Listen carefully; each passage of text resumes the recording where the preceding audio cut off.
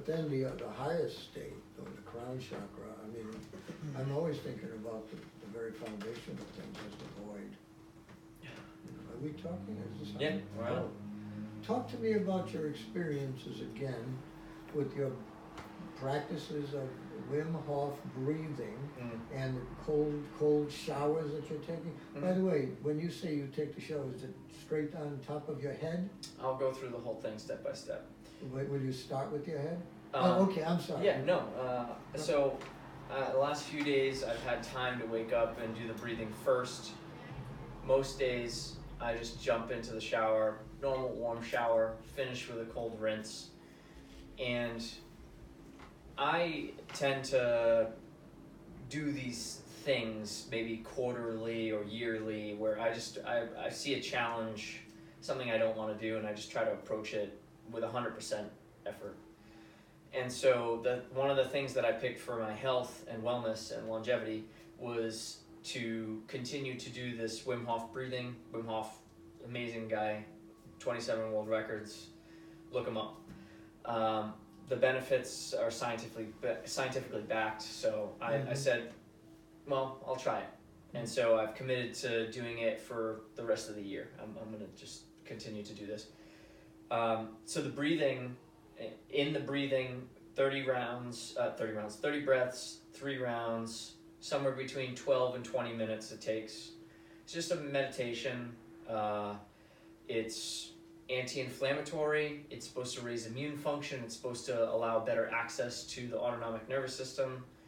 Yeah, it reignites many of the very lowercase mechanisms or functions of the body, things that actually shut down, like capillary flow and things like that. It reignites everything, the oxygenation. It is the exercise of breathing deeply and then exhaling and using any oxygen that's in your bloodstream to maximum capacity. And so it's the simplest and most direct way that I can see of doing that without getting distracted with any other movement. It's just breathing. And so I've even sensed a hesitation in myself to get started doing it several days, or to continue doing it, or to say to hell with it, what does this thing matter anyway, and I should go do this other things. And every time I come across any resistance to doing those sorts of things, I've tried to react, or I have reacted in the way that I just end up doing it anyway. Yeah, that's a good characteristic you have. You're recalcitrant against objections to your purpose. That's very good.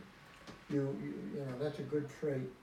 It's taken a while. Yeah, well. It's taken a while to get going and to find a purpose in going, well outside of my comfort zone and trying to find a reason to do these things that seem to have no effect at the beginning, like no positive effect immediately at the beginning, other than, well, that was an experience.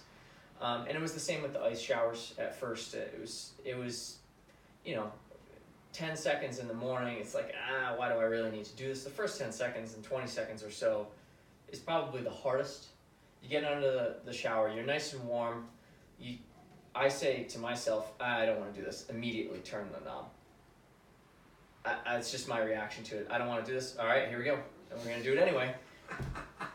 Because what's going to happen? What am I going to hurt myself with water? Do you know what Poe called that? That's the foundation of. You read Mickey and the Green Head in Heaven that I wrote. Poe's character in the Black Cat suffered from the spirit of perverseness. When he killed his cat that loved him, that was the spirit of perverseness. First he blinded it, then he killed it.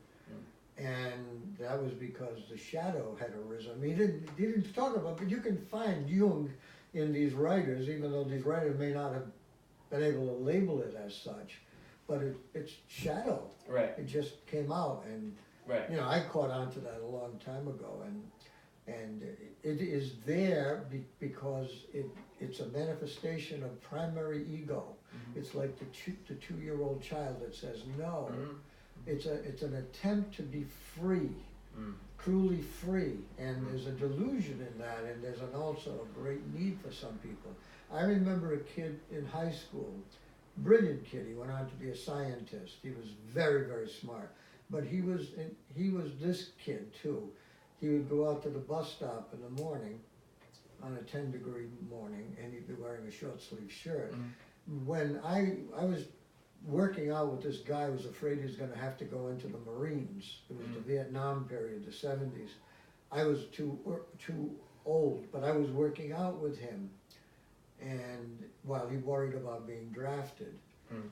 And we used to go play one-on-one basketball. He was an animal, he was a gorilla, he could walk 100 yards on his hands, no joke. Mm. He could, without lifting weights, go out there and press maybe 100 pounds, and clean and jerk 100 pounds more than his body weight. Mm. A really amazing guy. Mm. And so he and I used to bang each other around in the basketball court, and after every 2 or 3 games, we would run up Newtaconicut Hill. You know that hill? Mhm. And that really took a lot, that in the hot summer, Mm. and you're just working out for 2 or 3 hours at a time, like a couple of animals, because he was afraid he was gonna go in, and he wanted to be ready. Mhm. So I worked out with him. And I remember this kid, whose name I shouldn't mention, one day, he adored us, you know, we were his heroes because we used to do in-depth stuff. This guy was a good science teacher, I was doing my stuff. Mm. And so he was like these 2 idols of his, and so he ran up to the top of the hill with us one time. Right. And when he got there, he threw up. It's a hell of a hill. It's a hell of a hill. I And he bet. got to the top, he threw up. We were doing that 3 times at least every day. Mm. Yeah, and in between basketball games, and then there would be I'd hit the bag, and Mm-hmm. yeah, Good conditions. yeah, I was in very good condition. It's amazing what you give up as you go along, and you gotta Right. learn to give it up. Right. You know, you're gonna be 34, Mm. right? Cool. No more long-term contracts in the major leagues for you Right. at this point. Right. And what you will find, if I can get away from the sarcastic humor, you'll find that what you've learned now, I've seen you develop, what you learn now is gonna, it's still gonna be there, but there'll be more of it, but what is more important, it's all gonna really unify for you. Mm. It's gonna all fit together. It fits together well now for you, but it's Yeah. gonna become even more so. Cause then you become an adult according to Right. the Europeans. You're not a Right. man until you're 40. Need 7 more years. Yeah. Yeah, I mean, I'm praying for that to happen over time, to have a more cohesive pattern to share with people. It's a little bit, there's a lot of stuff that I try to touch upon, but it needs to be, you need to go to the heart of it and then be able to see the forest for the trees at the same time. So in that practice of doing the ice rinse, I built up to 2 minutes, not too bad. Next day I did 4 minutes, and the last time I did 5.5 minutes. Nothing to write home about, but turn the water 100% cold, no hot water. After the first 20 seconds, it's not that bad, and I want to get cold. Like I'm not. The thing is, if you just embrace the difficulty of the thing, and you kind of just like bring it on, yeah. But you've been preparing yourself with the breathing. Of course, so there, and not every day. So not every day do I get to do the breathing right before the cold. It does enhance it, but most certainly the breathing has helped with the cold showers. I've not stopped doing the cold showers. I did stop the breathing for a little bit. All right. Describe for the 10 people that are watching this, I hope, the length, the attempt, and describe the function, the description of the breathing itself. So the breathing. How do you sit? What do you do? Initially, I will sense myself scrambling, and this is when I know that I really need to do it in the first place. So just to start with the emotional and psychological side of it. Oh, I could do this later. I don't have to do this right now. I may skip it today. I see it all happening, and I'm just like, I'm just gonna fucking do it. So I find a spot, and you just start. You lie down too, don't you? Sometimes I lay down, sometimes I sit in that chair sometimes. Yeah. Sometimes I'm at home, sometimes I'm at work. I have a scheduled time to do it. If my schedule changes, I do it earlier. That's the major thing that I'm trying to do with this entire thing. I'm trying to get ahead of my own anxiety. So people, this is a teaching moment, so people have to find their own time. And I would also strongly suggest you try to find it in a place where the air is clean. Yeah, absolutely. Yeah. So I did it in Lincoln Woods, did it at Purgatory Chasm. You Fantastic. Did it with me down at, Yep. Where was that? Connecticut State Park? Yeah, I can't remember the name of the park, but yeah, Hopeville Hopeville Pond. Pond. Yeah, being outside in nature, being on the ground is significantly better. The actual act of breathing is you take these big inhalations, as much of a gasp as you can take in, and you exhale maybe 25% of that. So, and they've shown in studies recently, apparently in Japan, that if you do just 6 of those breaths, you start to change your emotional state. So when people say take a minute to breathe, you could literally take a minute to breathe and change your emotional state. So if you sense yourself being slightly anxious, take some deep breaths and just focus on breathing, and it can definitely help. To go further, you do the 25 plus breaths, maybe somewhere between 25 and 40 deep inhalations, and then you exhale and you hold as long as possible with no air in the lungs. I time it because I'm curious, and I track things like this over time. I time usually minute and a half first round. I believe my best rounds have been close to 4 minutes. Where you don't take a breath? No breath. So that hasn't been recently though, and I've kind of had to recondition my body. So I've been getting closer to 2.5 minutes on my best sets. So, and that's just kind of, it gives me a baseline, I believe, of where my oxidative capacity is for the day, where my stress level is for the day, and I believe it reflects in my ability to handle the next stressful thing that I usually do, which is the ice shower. Sometimes I wait until the next day to do the next ice shower because I just wake up and do it anyway, and I have to go into work sometimes early. Again, the whole purpose of my doing this is to have a meditative and fruitless routine for the most part. There's no immediate result other than I feel more awake, but there's nothing I don't get big muscles from it, I don't get notoriety from it, nobody friggin' cares that I'm taking breaths first thing in the morning. It's not about that at all. It's a mindfulness practice, and it's a clearing. So I'm literally doing it for the purpose of doing it in and of itself, and that's it. So it's an immediate moment, wake up to the moment. That's all that I've been trying to do, and so it has allowed me, I believe, to let go of. I'm thin-skinned as fuck. It allows me to let go of things that I notice that I'm struggling with emotionally. When people jab at me or somebody does something freaking stupid and I want to just take their head off about it, I have a chance to not do that. That's all that I've noticed. I've been significantly more patient. Well, the wisdom literature always taught that every time you come across some rectal cavity functioning like a rectal cavity, that it's an opportunity for you to see yourself. And I agree, but it doesn't necessarily mean that you transcend the self. No. But over the years and years and years of doing that kind of self-observation, that's basically self-inspection, not even analysis. That comes out because you think, that's analysis. But the direct observation of the impulse to want to kill somebody. Yes. I mean, the impulse to be offended, or the impulse, you know what I mean? Your energies can go in different directions as a result of your deep conditioning. Right. I'm kind of hurrying because I want to get to something. But I would say this, we are all private beings, and when we do something for the most private part of the self, don't be ashamed of it.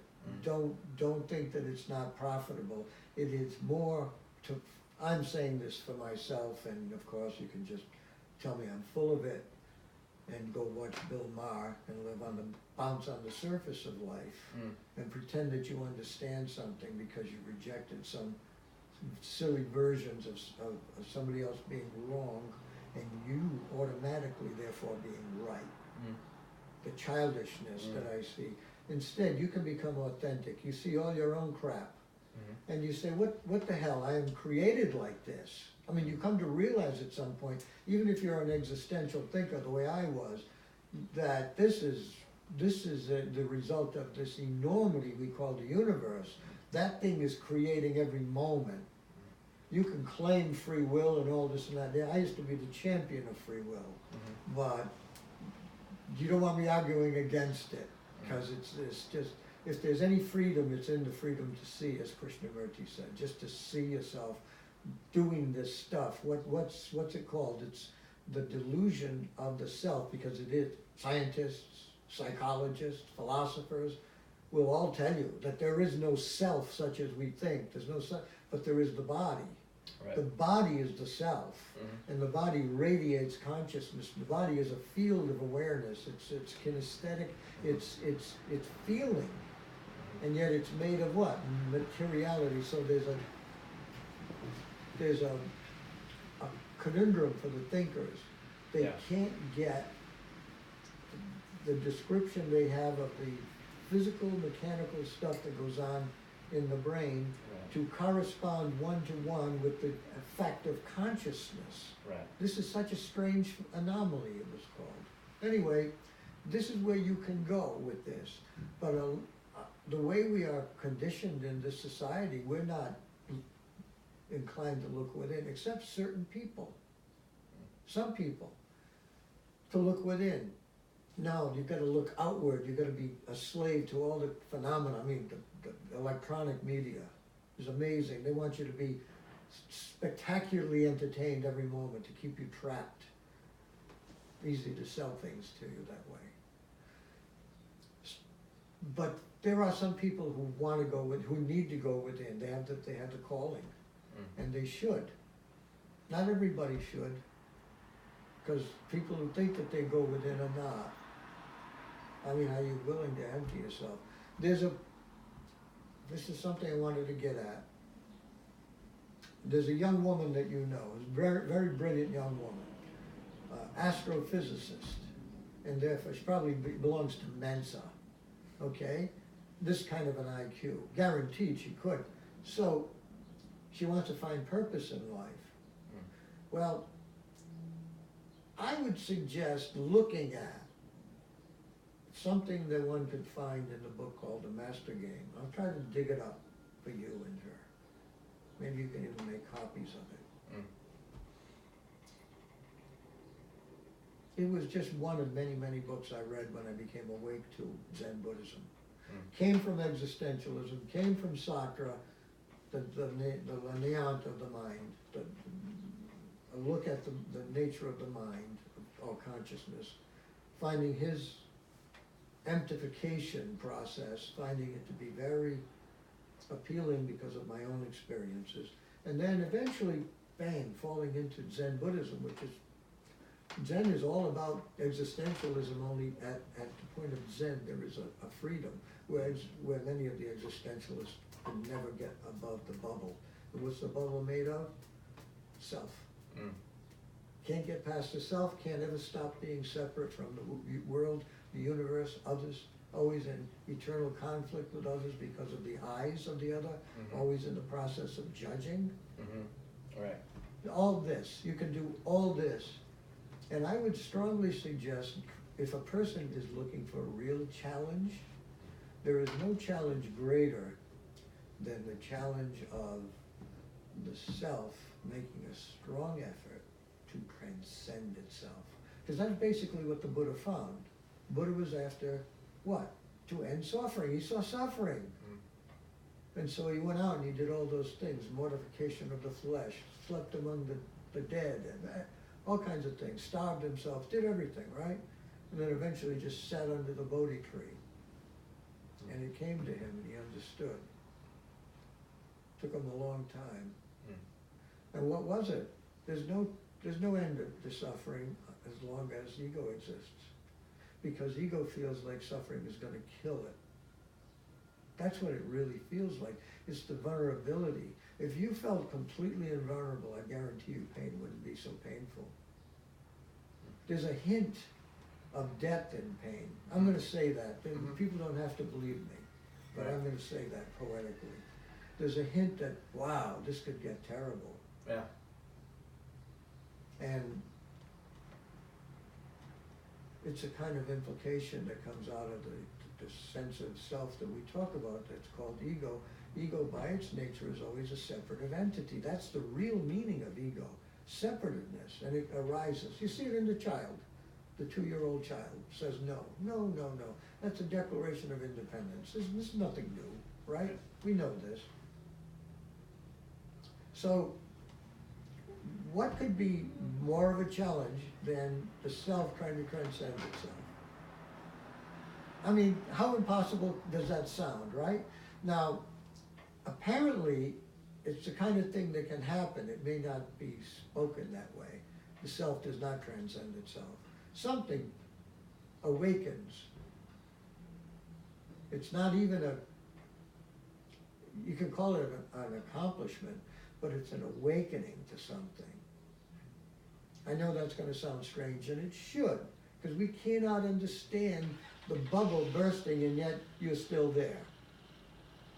Perfectly functional, but the bubble doesn't exist when you're doing your most elaborate martial arts movements or things like that. Right. The body is doing it. The body is trained, and the body is doing it, and the consciousness is along for the ride, watching it and feeling very close to it, so close that it actually thinks it's doing it. If you asked it, you doing this? Yeah, I'm doing it. Body doing it. Body called Jeff or whatever, you know what I mean? But we're afraid to do that. Some Catholic thinkers like Joseph will call that a downward ecstasis. You're reducing the intellect. No, you're not. You're not losing the intellect. You're just losing something. I mean, I could rant about this and go on and on, but I would strongly suggest to this person, first, this person has to realize, this Mensa member, that it's important. First, you have to be convinced that it's important, because if you don't think it's important, you're not going to put anything into it. Right. It's just going to be one more thing that doesn't work, and you can bet all your money that it will not work. You will not make it work, but it can happen. Okay, I know people like to use words like grace, good fortune, the universe doing it, stuff like that, and that's fine. I have no problem. I mean, anybody who thinks that he or she understands the nature of the source is just taking a snapshot picture of a hurricane. Anyway, I'm done. I have nothing else to say in the world.